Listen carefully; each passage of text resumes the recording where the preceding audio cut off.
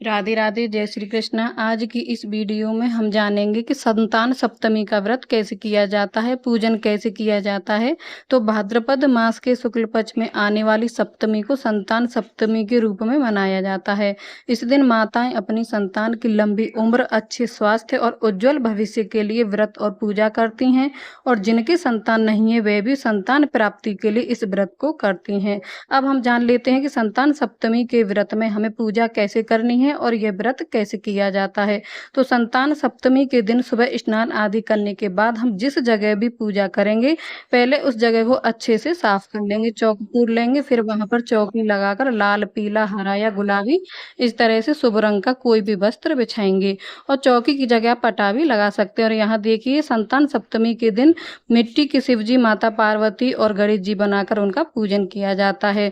और अगर आपके पास समय ना हो या किसी कारण आप मिट्टी की मूर्तियां ना बना पाए, तो शिव परिवार जिसमें शिव जी, माता पार्वती और गणपति जी होनी चाहिए, उन्हें आप अक्षतों के या फूलों के आसन पर विराजमान कर लें।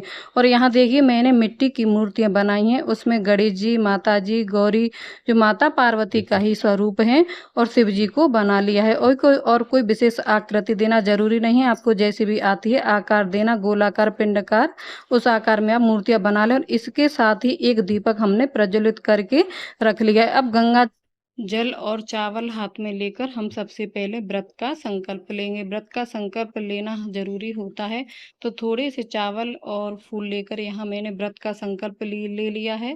संकल्प लेने के बाद जो भी चावल और फूल हैं, इन्हें हम शिवलिंग पर और शिव परिवार की जो फोटो है वहां पर जो है अर्पित कर देंगे। अब यहाँ पर सबसे पहले हम शिवलिंग को स्नान कराएंगे, तो अब सबसे पहले मैंने गणेश जी को, फिर माता पार्वती को और शिव जी को जो है जल से स्नान करा दिया है। संतान सप्तमी व्रत में दूध से स्नान कराने का महत्व होता है, तो यहाँ मैं गाय के कच्चे दूध से जो है स्नान कराऊंगी। तो मैंने तीनों को स्नान करा दिया, उसके बाद फिर शुद्धोदक स्नान कराते हैं, तो यहाँ मैं फिर से जो है शुद्ध जल से स्नान करा दूंगी। अब जो शिव परिवार की फोटो है उसको भी मैं भाव रूप से 4 बार जो है स्नान करा देंगे। तो 4 बार यहाँ मैंने शिव परिवार की फोटो को भी स्नान करा दिया है। अब हम करेंगे वस्त्र अर्पित। तो यहाँ मैंने कलावा रूपी वस्त्र सबसे पहले गणेश जी को अर्पित किया है। आप जनेऊ भी अर्पित कर सकते हैं। माता पार्वती को हम लाल चुनरी अर्पित करेंगे, या फिर आप कोई भी लाल कपड़ा जो है अर्पित कर दें, ना हो तो कलावा रूपी वस्त्र भी अर्पित कर सकते हैं। शिव परिवार को भी जो है कलावा रूपी वस्त्र अर्पित करेंगे। इसके बाद जो हम चंदन टीका लगाएंगे, तो सबसे पहले जो है शिव परिवार शिव जी को चंदन का तिलक लगाएंगे। माता पार्वती और गणेश भगवान को जो है हम रोली सिंदूर का तिलक लगाएंगे, क्योंकि चंदन का तिलक नहीं लगाया जाता है। तो यहाँ पर मैंने गणेश भगवान और माता पार्वती को रोली से तिलक कर दिया है। अब हम यहाँ पर जो है चावल अर्पित करेंगे, अक्षत अर्पित करेंगे। अक्षत अर्पित करते समय आपको ध्यान रखना है कि पूजा में टूटे हुए चावलों का प्रयोग नहीं किया जाता है। पूजा में हमेशा आपको साबुत चावल ही प्रयोग करनी चाहिए। अब हम यहाँ पर शिव जी की जो प्रिय वस्तुएं होती हैं चढ़ाने की, वह हम अर्पित कर देंगे। तो यहाँ सबसे पहले हम बेलपत्र अर्पित कर देंगे। बेलपत्र शिव जी को जरूर ही बेलपत्र अर्पित करने के साथ ही हम आक के फूल, धतूरा भी अर्पित कर सकते हैं। शिव जी का प्रिय पुष्प होता है कनेर का पुष्प, तो यहाँ पर मैंने कनेर का पुष्प भी अर्पित कर दिया है। अब गणेश जी को दुर्वा चढ़ाई जाती है, तो यहाँ आप 11, 7 या 21 दुर्वा का पुंज बना लें और जो है गणेश जी को समर्पित करते हैं। तो यहाँ मैंने पार्थिव गणेश जी को भी समर्पित कर दिए हैं, और मूर्ति रूप गणेश जी को भी जो है दोनों जगह दुर्गा समर्पित कर दी है। अब हम बनाएंगे। अब देखिए, अगर आपके पास चांदी का छल्ला या चांदी की चूड़ी है तो उसे पूजा में रखें, और अगर आप पहली बार व्रत कर रहे हैं, चूड़ी या छल्ला नहीं है आपके पास, तो आप कलावा लें। उसमें आप सबसे पहले देखिए ये 6 गांठें लगाएं, क्योंकि 7वीं गांठ जब हम बांधते हैं तब खुद ही लग जाती है, तो हमें 6 गांठें लगानी है। कुल मिलाकर 7 गांठें इस डोरे में होनी चाहिए। और जो चूड़ी और छल्ला होता है उसे देखिए, बहुत से लोग तो हर साल नया बनवाते हैं, और जिनकी क्षमता नहीं है दूसरा नया बनवाने की, वो उसी पुरानी चूड़ी या छल्ले में थोड़ी सी चांदी बढ़वा लेते हैं।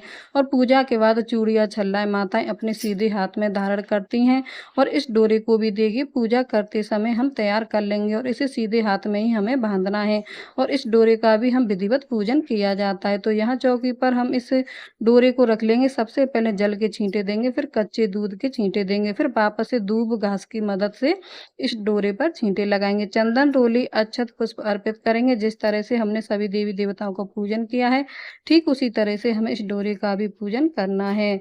अब देखिए माता गौरी को यहाँ पर जो है हम सुहाग का सामान अर्पित करेंगे। तो आप 16 सामग्री भी अर्पित कर सकते हैं। 2 चीज़, 5 चीज़, आपकी जितनी इच्छा हो उतना आप अर्पित करें। अब देखिए संतान सप्तमी के व्रत में जो है मीठी पूरियाँ बनाई जाती हैं, मालपुए भी बनाए जाते हैं, गुलगुले बनाए जाते हैं और इसमें 7 पूड़ी माता गौरी को आपको रखनी है। 7 पूड़ी, सिर्फ़ 7 पूड़ी खाकर ही व्रत खोला जाता है। इसके अलावा और कोई चीज़ आपको नहीं खानी है और जो 7 पूड़ी माता गौरी के लिए हमने अर्पित की हैं, उन्हें आपको दान करना होता है। बाद में घर पर दान नहीं करना है, घर से बाहर किसी को भी दान कर सकते हैं, कोई ना हो तो आप गाय को भी खिला सकते हैं। और इन मीठी पूरियों के साथ आप दूध, दही, हलवा, खीर कुछ भी लेना चाहते हैं तो उसे 2 भागों में ही चौकी पर रख लें। एक माता पार्वती के नाम का और एक अपने नाम का। अगर आप अलग से कोई ऋतुफल या मिठाई भोग में अर्पित करना चाहते हैं तो वह भी कर सकते हैं। और साथ में पूजा में रही कमियों को पूर्ण करने के लिए कुछ दक्षिणा ज़रूर निकालें और बाद में आप इसको दान कर दें। अब एक शुद्ध लोटे में जल भरकर हम यहाँ चौकी पर रखेंगे। सीधे हाथ में पुष्प, अक्षत या दूब घास के तार लेकर हम संतान सप्तमी व्रत की कथा पढ़ेंगे। और देखिए अगर कोई कथा सुनने वाला ना हो तो एक दीपक जरूर जलाकर आप रखें और कथा पूरी करने के बाद ही हाथ के पुष्प, अक्षत या दूब घास हम इस जल के लोटे में डाल देंगे और जल को फिर सूर्य देव को अर्घ दे देंगे।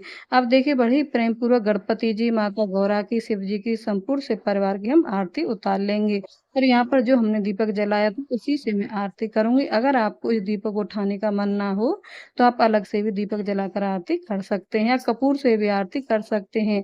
और ये देखिए सबसे पहले हम गणपति जी की आरती करेंगे। गणपति जी की आरती तो देखिए सभी को आती है और इस समय वैसे भी गणेश चतुर्थी चल रही है और आरती पूरी करने के बाद अब हम सीधे हाथ में जल लेकर चौकी के आसपास 3 बार घुमाकर पूजा का आचमन कर लेंगे।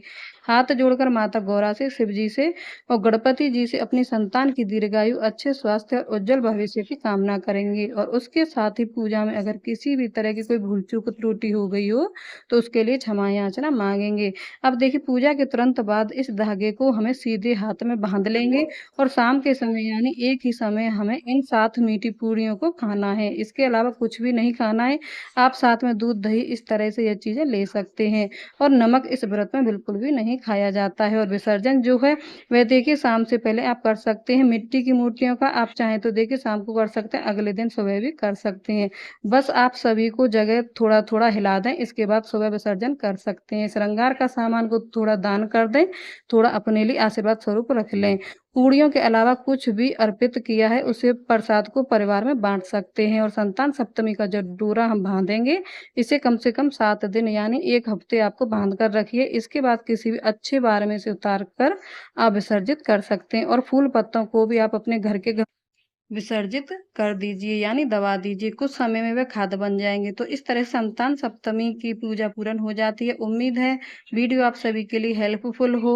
वीडियो में दी गई जानकारी अगर थोड़ी-सी भी अच्छी लगी है, अगर वीडियो पसंद आई हो तो आप सभी को वीडियो को लाइक, शेयर करें और मेरे साथ जुड़े रहने के लिए चैनल को सब्सक्राइब कर लें, बेल आइकन को प्रेस कर दें ताकि आने वाली पूजा पाठ से संबंधित वीडियो की नोटिफ़िकेशन आपको सबसे पहले मिल सके।